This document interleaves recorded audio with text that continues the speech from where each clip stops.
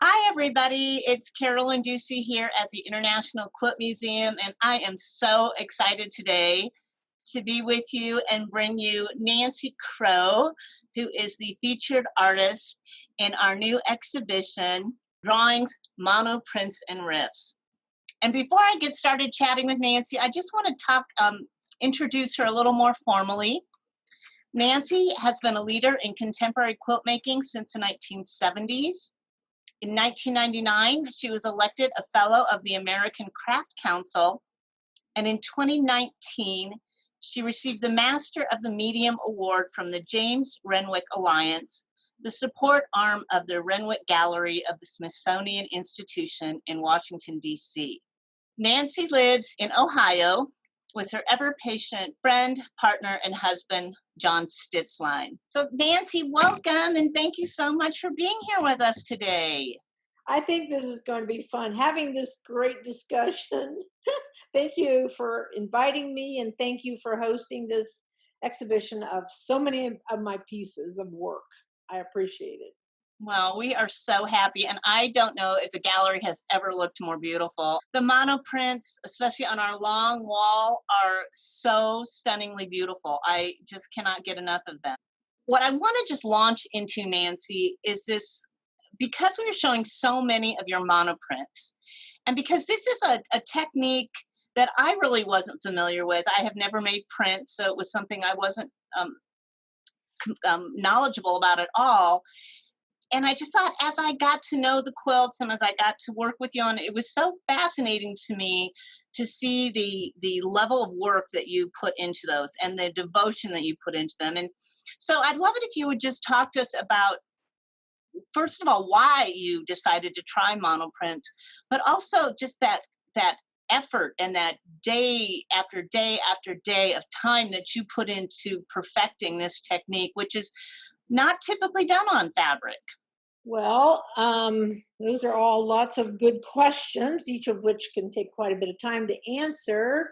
So let me think how I can make this more concise. I've always been a machine piecer, and machine piecing for my brain, which is a brain that flits all over the place and which I struggle to keep under control, is very slow.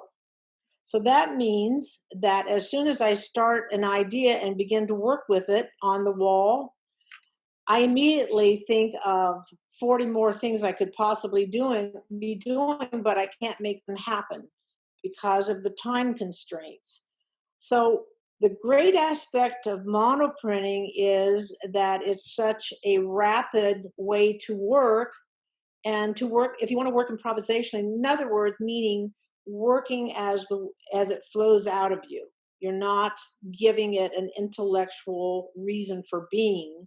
You're letting it flow out of you. And monoprinting for me was so direct and so rapid, even though for everyone that exists today in this exhibition, gosh, I destroyed so many. So many were just beyond ugly, part of the learning process.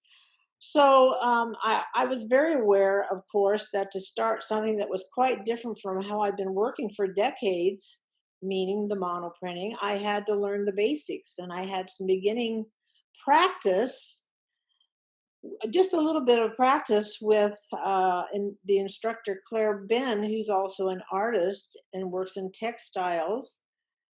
And what I loved is that Claire's a person with lots of personality, in the sense that, get on with it. Here, just try this, do that. And it's no sniggling around. Oh. And I needed that kind of wonderful direction at the beginning, because this is a major thing I was taking on for myself. And I knew that once Claire was gone, and Claire is a fantastic troubleshooter because she understands surface design inside and out in terms of all the dyes and everything. So I thought, okay, she's given me a big kick in the pants. Now I need to set up a routine on my own once everyone is gone from the farm and I'm here all by myself. So I set up that routine. Tell me a little bit about the why monoprinting. What even made you think about creating a monoprint? Okay. I mean, some people know this. I've always been frustrated with textiles, textile departments in this country. So that's part of where this is coming from. If I had my life to do over again, I would have gone straight into textiles. I detoured through ceramics and other things, and I come from a family that are mostly painters and writers. So painting was the thing that you were to do in our artist, or in our family if you were an artist. But when I got into textiles, it started. In textiles for me was tapestry weaving. I wasn't even introduced to surface design. I was never introduced to quilt making. But had all those things been introduced to me early on, I would have seen all the connections. They absolutely connect. And so when I say that, monoprinting is a process whereby I could have, for instance, made all of my own pattern fabrics for my quilt making, right? I could have, because you have to learn also to work with these dyes. I could have learned early on, not only can I print my own graphic designs, I can then dye over them or over dye them, or paint with other colors or print with other colors. Well, none of this clicked uh, at early on, but when it did start to click, when I started to dye my own fabrics and started to understand the possibilities, in conjunction with taking a couple more courses at the Aeromont School of Art, I realized, my gosh, why didn't textile departments understand this instead of all going out of business? Because they were pushing weaving so much, and weaving was kind of going downhill at the time. So back to, I always loved the graphic image, and I wanted to be able to make my own patterned fabrics. So monoprinting, I tried screen printing, I tried painting directly on the fabric, but as you know, I have some problems with my hands to paint directly on the fabric with these little bottles of dye that you have to squeeze very hard. My hands couldn't take it. It just was crucifying to my hands. So monoprinting, even though it's intense, was my way to mark make and make patterning on fabric. So let's talk a little bit about this process of what it takes to make a monoprint, because as someone who's coming from this very new, I didn't really understand the process, and I think that is so integral to understanding the technical difficulty of it, and the speed that you have to work. So can you tell us a little bit more about the actual process? Because early on, when I started making these monoprints, I didn't exactly start with these fine lines. These fine lines came along at some point. In other words, because of the way that Claire had introduced me back to monoprinting, and I told you she would just take her arms and swing them around and all through the dye and all over the board and everywhere. Well, to come back to what you see here in this photograph, this is a very different way of working with an incredibly fine tool where you're going in this very repetitive way. So what happens in this piece and the ones where there's 9 of them on the wall, what happens is you have to pay attention to the beauty of the slight changes of direction, the slight swing of the curves. That's what you're looking at, that sort of beauty that's, it's just more quiet. It's not in your face and slapping you. And that's one of the reasons I was hoping that the smaller ones could be grouped together so people, the viewer, could see how the line quality changes and switches and comes back in on itself and moves around. The next piece that's red, number 3. Laura, can I guess you're the one who can move it. This one came later, and this to me is a personification of, and I think this is a condition that many artists have, and that's of anxiety. And that anxiety is something that mounts while you're pushing yourself to make new work that you don't understand exactly what you're doing. You're sort of discovering who you are. So there's an anxiety about starting to understand who you are, and an anxiety about wanting to make new work for yourself that forces you into new territory that where you have no experience. So this is the anxiety, the layers of anxiety that come, that you have to fight with. At least in my case, I'm sure there are probably artists who don't have to fight anxiety, but it has to do with your hopes and expectations of what you can accomplish on one level. And that kind of frazzled brain, since I have this frazzled brain all the time, I think I can be very focused, and I can be incredibly attentive to detail and be crazy about details being done right, but I can also get so splintered out that my brain is growing in every direction and I have to rein it back in again. So that's kind of what this is saying: overconnected and frazzled, trying to seek the calmness that was in the piece before it. What I love is the way you have overlaid lines and the way the pieces have such depth to them. How do you make that happen when you're working with a layer of dye? It's a single layer of dye, right? I have to admit that when I first started out, probably through the first 100 monoprints I made, I I was just making. I wasn't even aware of make trying to have this happen. It became it started to happen more when I became self-aware, if that makes sense. So that was part of the my experimenting, frankly, with um, the different size tools that I had made. I designed my own tools, and of course, my husband John then went ahead and made them for me. But I didn't want to use what was available. I didn't like the marks that they made.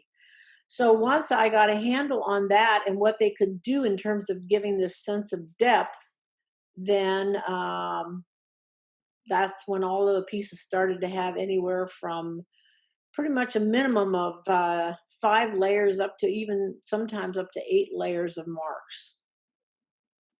Well, how do you create those layers without destroying the first marks? Well, you are going to destroy some of those first marks. That's just the way it is. But in some ways, how can I explain this? I'm working the opposite. When you do a monoprint, when I make a monoprint, I am working the opposite of how I work in machine piecing. That is, uh, how can I explain this? Usually in my machine piecing, anything dark in value is closer to my figure, whereas in monoprinting, anything dark stays in the ground, and what is light becomes the figure. So that was one of the things I had to start to understand with my tools that could give me up to 8 different layers of markings.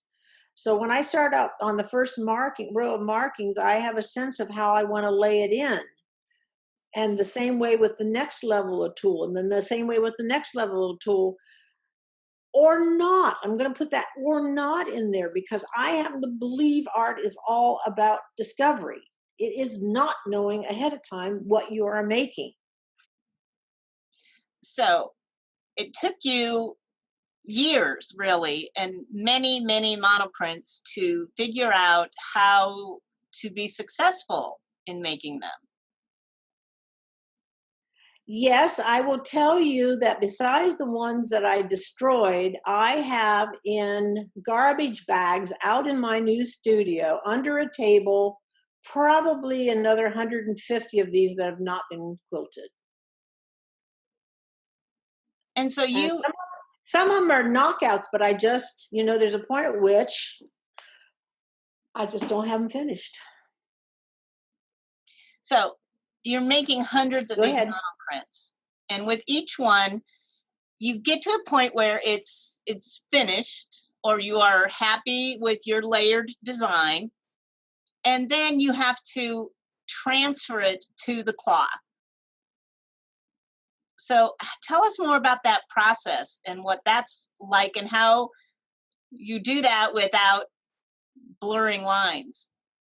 So first of all, I will say that when I first made my first monoprints, I did not understand the thickness of the dye. I mixed up my print paste, but I always got it too liquidy, and so I would pour the paste with the dye in it onto the board, and of course it flows out, and then you use your roller to cover the whole board. In my case, I was working with black, and as soon as I make the marks, then it all flowed right back together again immediately. So that didn't work, and I had to scrape it all off the boards, thicken up the paste, try again, and there was a lot of that, hours and hours of work trying to get the paste to a point where it would stay put once I laid it down on the board. This is before I even put a mark into it, just trying to get the paste to lay there and stay there. And then, so as a person goes through the exhibition and looks at my work, they will see on the long wall where the tall, narrow monoprints are in sequence. If they go to that wall knowing this, that those first monoprints will have lots of big black splotches. They kind of look like circles, but and they weren't intentional, but that is where the dye pooled just naturally, and there was no way for me to get rid of them. Either I destroyed the piece or I lived with them, and sometimes the piece was so good I thought, I can't destroy this just because it's got 20 or 25 splotches in it. So I printed it, and the printing has to be done with another person. Even if it's a small piece of fabric, there is no way to lay it down on the board well, because each of the corners, I hold on to two and my husband holds on to the other two corners. We have to pull against each other and stretch the fabric tight as we can to bring it down on top of the die. If it's not pulled tight, it will wrinkle in that place and form I don't know if you'd call it defective, but it's definitely not printing what's on the board. And So one wrong move means that it's smeared. It's smeared. The other thing I haven't talked about, and I'm not going to, but I will just hint at it. Once that fabric is touching the die, which has to be, I mean, as we're lowering the fabric and we're getting closer to the die on the board, we have to do it rapidly, and then I have to move so fast to actually get the print to take. And that is something I taught myself to do, and I don't do it in the conventional way, but it's part of the process that I probably love the most because there's a rhythm to it that's very important. So from the time you lay down your paste until you lift that cotton off, you have 3 minutes? I would say from the time I finish the print, meaning when I say finish the print, I'm talking marking the board. I need to print immediately. I need to lift the cloth immediately. And that means those cloths have to be laid out flat on the table next to the print table, because we can't run around the studio looking for a cloth to print with. So they are already prepared and laying in stacks on the table next to the table where I'm actually doing the monoprinting. So my husband's at one end. These are, how long are these tables? They're 4 feet wide, and I think they're 10 feet long. So I may have 20 raw pieces of fabric that have been soda soaked, ready to go. So basically there's 20 big sheets of paper ready to go. And he's at one end, I'm at the other end. We lift one up and over and down. That's crazy. And some of these are as big as 80 to 90 inches tall. So you're talking Well, about it's so interesting is after I did the first group that are on the left side of the red quilt, those were done in 2011. When I did the second group, I said to myself, well, Crow, why don't you do ones as long as the table? So if it's 10 feet or 10 feet times what? uh, divided by 12. well, anyway. Yeah, that'd be 120 inches. I think I decided I had to leave us. I have to leave space to have my dies and my tools, so I couldn't make it quite that long. But I think I cut them. I might have cut them as long as 112 inches long. Might have been the most I did. But what's so interesting is that by the time, and then the other thing, your board. How big is the board you're putting the die on? Because the fabric will soak up exactly what that board is. And so I usually had about a border of maybe, I'm going to make a guess, 1.5 inches all the way around the piece. It stayed white because there was no dye. But it's so interesting that the quilting itself gobbled up so much of, it drew it in. So they got smaller in accordance to how much the quilting took up, and then how much I had to trim to get rid of the white that was still there. So I was kind of amazed at how much shorter they were by the time they were finished. Actually, I wanted them to stay over 100 inches, but I don't think any of them are. They're close, but and that's just something else I think is just so amazing because that skill and that technique of lifting that cloth off for such a large piece, I think makes it even more difficult. I don't personally know how a person could do any of this by themselves. You have to either hire somebody or have a friend who will help you or another artist who will help you do this monoprinting. I mean, doing the printing part is what I meant, should say. So, you titled many of the monoprints self-portraits. So, can you tell us about that? Why would you call them a self-portrait? Self-portrait. Why? Because I want to know. I've always been puzzled about my work and who I am and what it represents. And am I in my work and does it represent me? And gosh, this is making me emotional. Because my life had become so complex in terms of being on the road teaching, having our workshops here at the farm where we have these, basic 320 people here twice a year. I had no time, real true time to myself.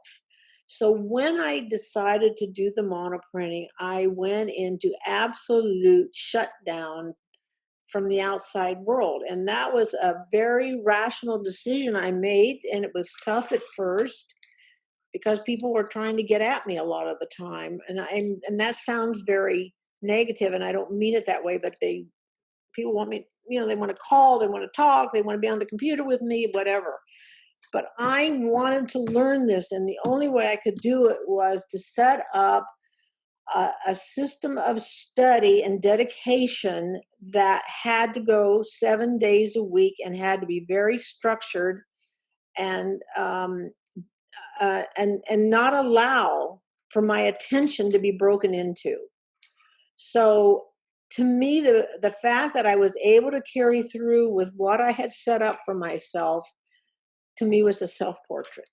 So that dedication to mastering this technique day after day. Be- Because of the fact that my anxiety levels were so high that I would fail.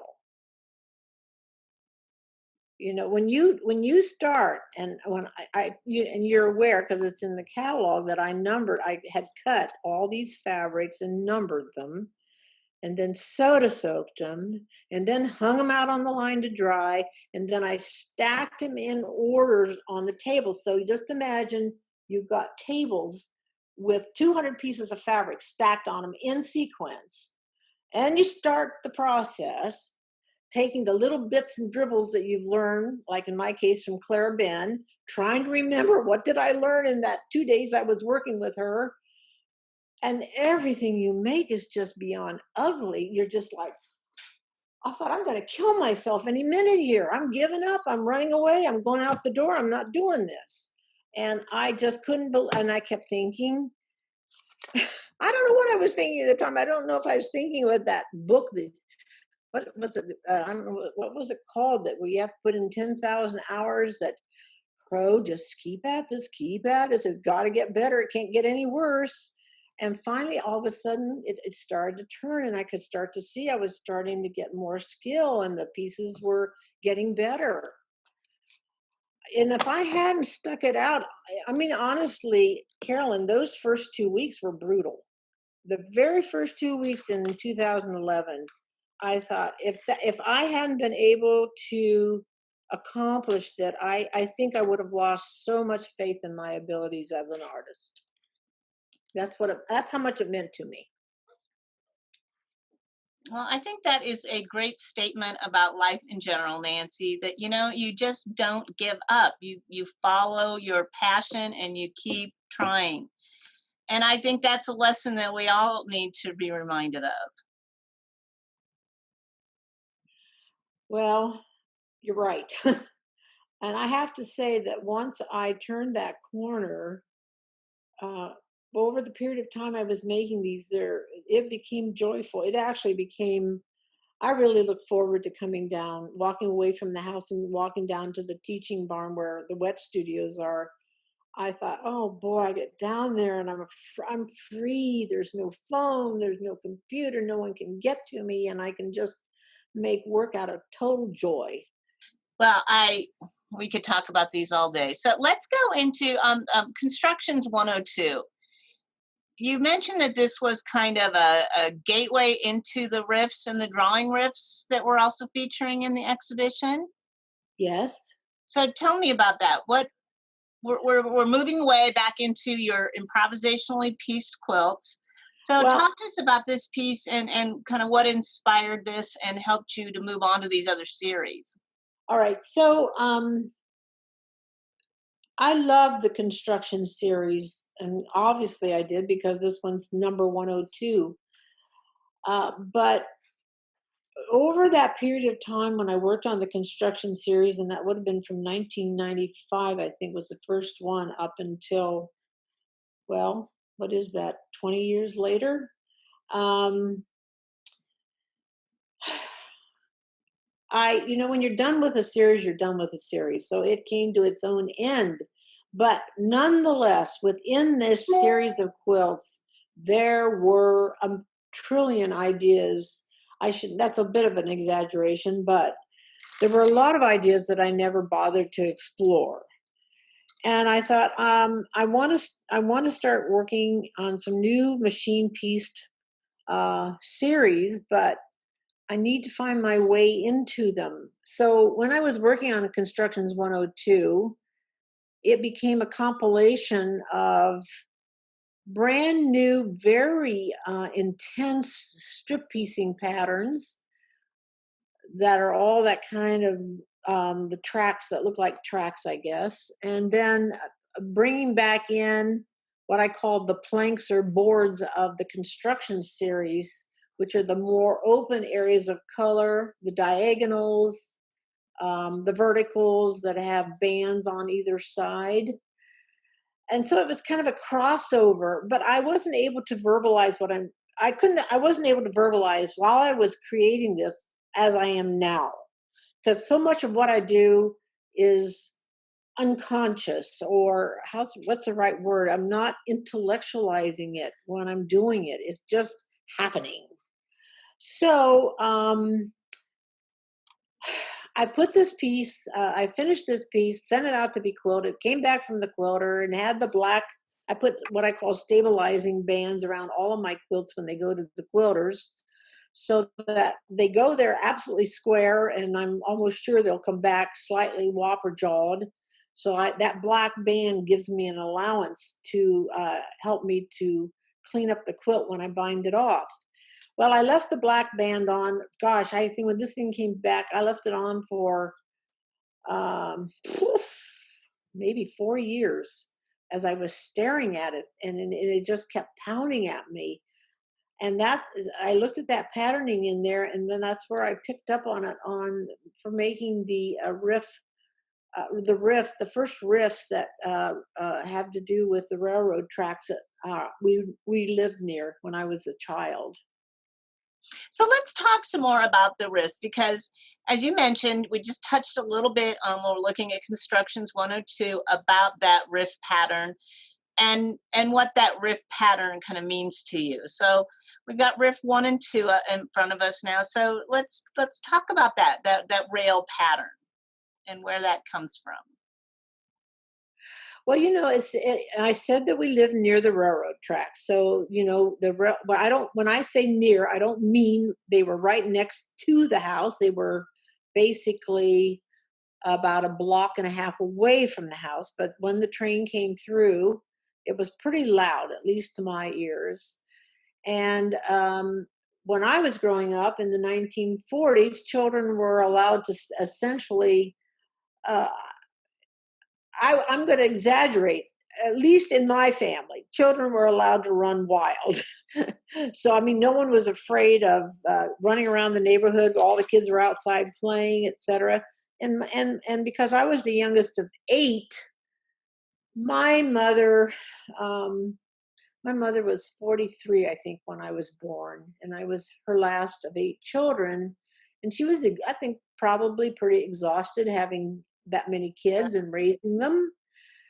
And I often would hear her, this later on, I'd often hear her say, I never have any time for my own brain. So in thinking back on this period of my life, I think to find time for herself where she could just think and not have someone making demands on her. I mean, her common thing to my brother Andrew, who was 2 years older than me, was just go outside and play and don't come back. Like, don't come back for 4 hours or something because I need time. So, that was fine. But she always admonished us, always, don't you dare go near those railroad tracks. And I mean, my mother was such a sweet person, boy, but when it came to the railroad tracks, it was ferocious. So that just put such a fear into me.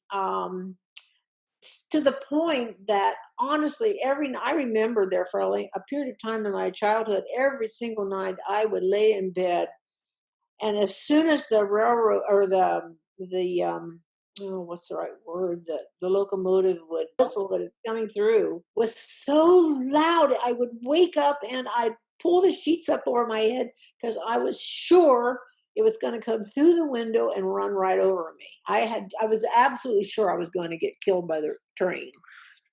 So I think this was a huge imprint on my brain, and just also the patterning of the tracks. I've always loved anything graphic, and even though I'd sneak down there and I'd stand close and look at the patterning on the tracks, uh, I think this is where it came from, and I believe in my heart of hearts that our best work comes from somewhere deep inside of us, who we are.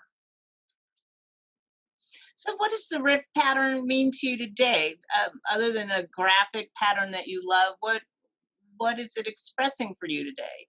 It's expressing to me that wanting to become freer. How's that? It needed to come out and be said, and it needs to be a way to lead me into more freedom. And I see that in that riff number 2. When you look at that patterning, it's all done with free form cutting, and the spacing of the tracks.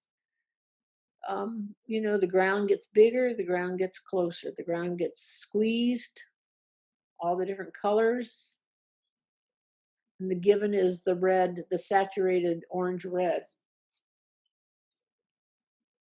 I don't think I told you this, but in these pieces, particularly when you get onto the blue riff that comes after this one, number 4, the way I had those quilted, that's actually the little chunks of coal that are in between the tracks of the train. And they used to put coal. I don't know what they put now. I haven't gone and looked at a railroad track for a long time. Might just be stones.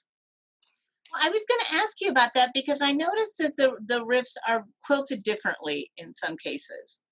So That's because what I didn't realize that okay.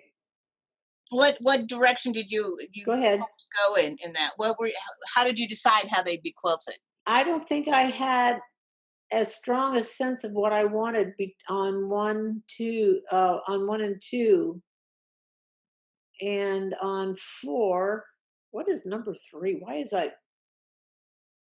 I know five was a disaster. So we got one, two, and blue one is four, right? Right.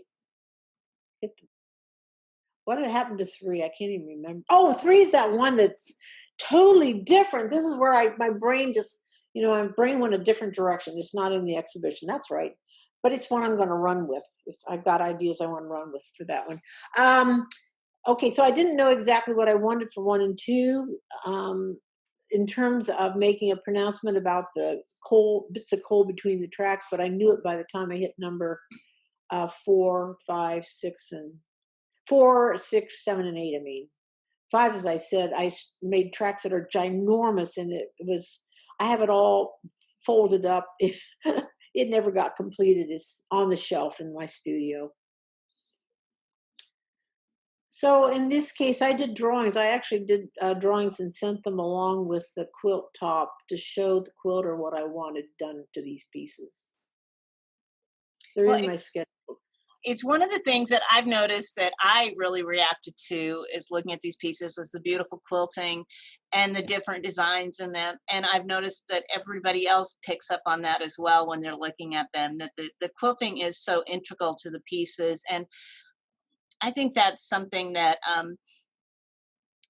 as a curator, I really love to see that. I love to see when the quilting and the piecing really go well together and they complement each other in some way.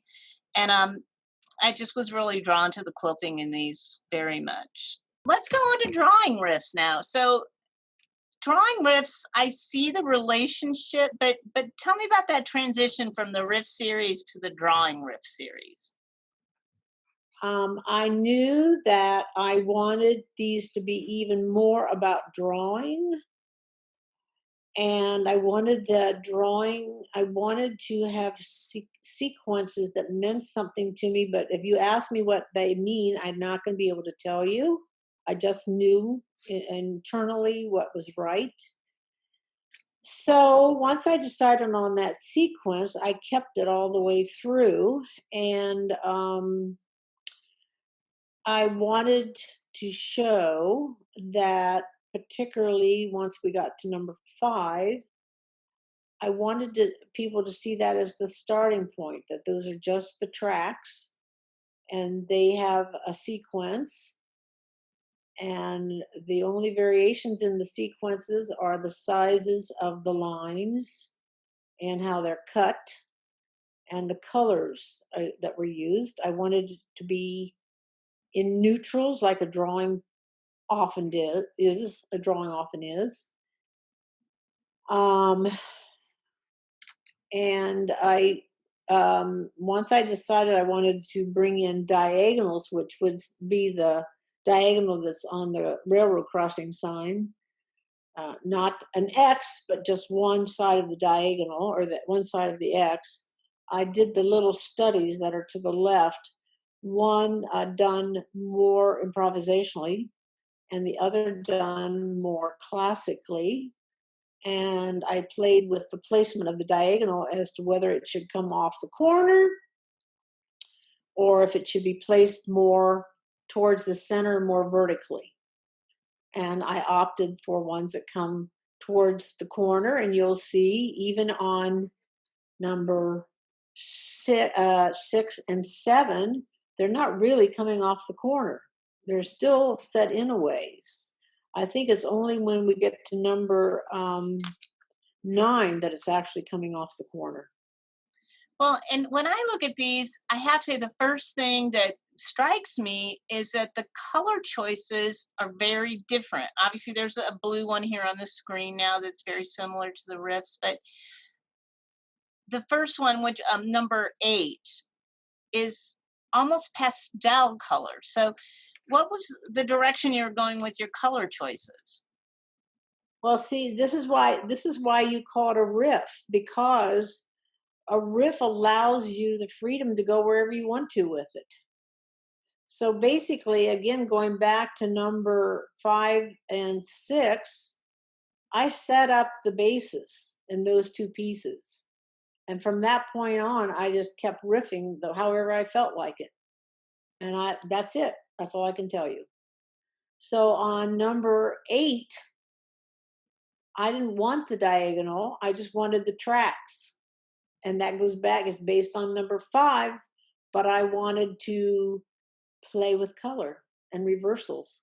I mean, this is where, Carolyn, to be frank, if I could do it the way I would want to do it, like I did with my monoprints, you wouldn't just see number 8.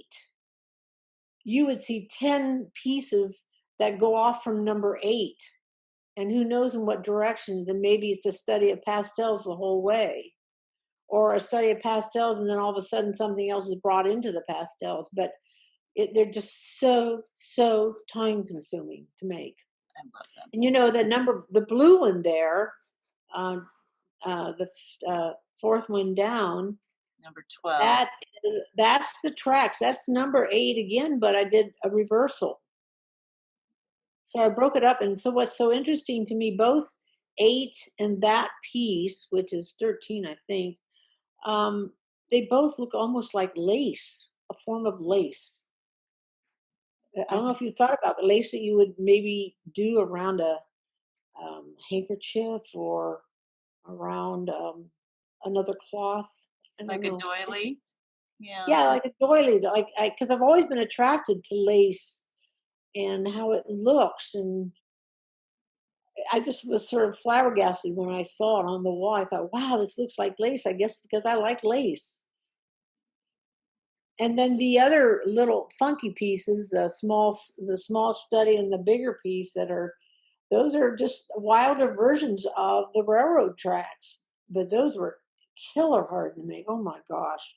I don't know if I could even make myself do those again. What made them so difficult? Oh my gosh, all the odd curved pieces in there. Oh my gosh. I probably would have to go back and rethink technically how I could do it and come around to it easier, because I had to practically smack myself to go back in the studio and get those done because they were so hard and tedious and laborious and everything else you can think of. But it's done. It's done.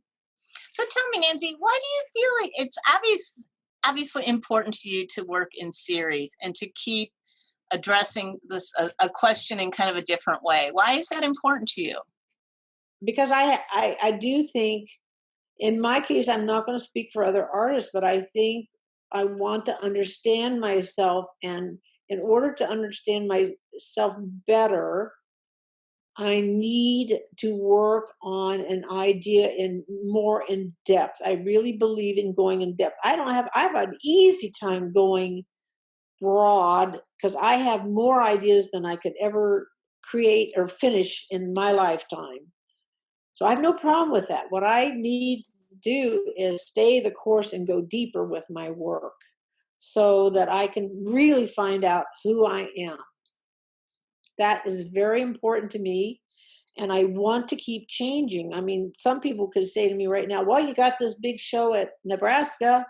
Why don't you just kiss it goodbye now and enjoy life for the next 20 years or 2 years or whatever time you have left, doing whatever. But I don't see it that way. I see that I clean the decks and start again, start making new work. That will probably be related somehow to this, but who knows where it'll go. So when you say you want to know yourself, what are you learning about yourself in these series when you go back and you go in depth? What are you learning about yourself?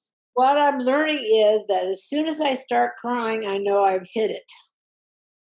That's all. That's how I'm going to put it.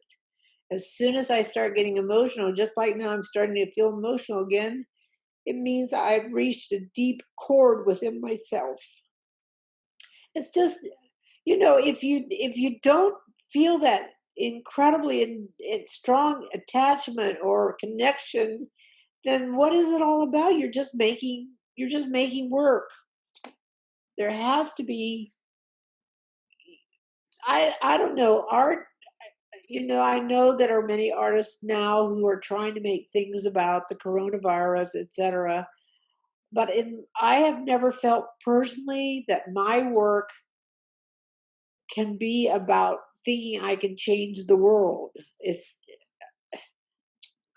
my work has to be from my own personal experiences. And for me, I can't necessarily articulate what that is, but it definitely has to be, beauty is going to be part of it, because I believe in nature, and I think nature by itself is inherently beautiful, and I want my work to have some beauty in it, or lots of beauty in it. Well, I think that's where we ended, Nancy. I think that was beautiful, and I do think that is what makes a unique artist. That's what makes an artist, is that they have that drive to learn more about themselves and to explore that. Thank you. Thank you so much, Nancy. I literally could talk to you all day at this rate. Well, you asked some good questions. Thank you.